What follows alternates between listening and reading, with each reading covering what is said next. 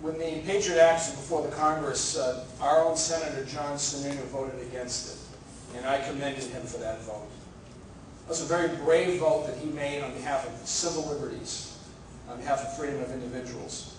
There's always going to be a balancing we're going to have to strike in terms of our own security as enforced by the federal government as well as our state and local governments. But it is absolutely important and critical that we preserve to the maximum ability civil liberties. Patriot Act, I think, overreached on a number of fronts. I think some of it was probably unconstitutional, but I haven't analyzed it from a constitutional perspective. I just think that whenever you wield government power, it has to, the default position is not to wield it at all. Because I trust the people first.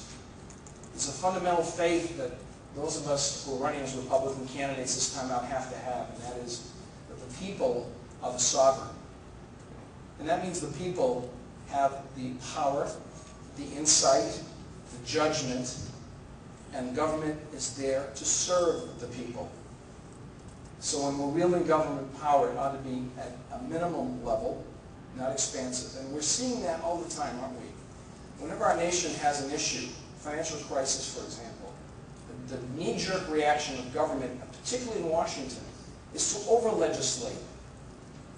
Now we're looking at a 1,500-page federal regulation bill when a lot of the failures of our financial markets are due to the failure of regulators who are supposed to do a certain job. The reaction should not be to exercise more government authority. It should be to figure out, A, what was the problem with that bill. Today's Foster's Daily Democrat carried an op-ed I wrote, reminding the people that last year's Congress appointed a financial crisis inquiry commission that's supposed to report out in December of this year what the causes were of the financial crisis of 2008. And this Congress wants to pass a 1,500-page bill without knowing the answer. That's got to stop. That is not the way we should be governing ourselves.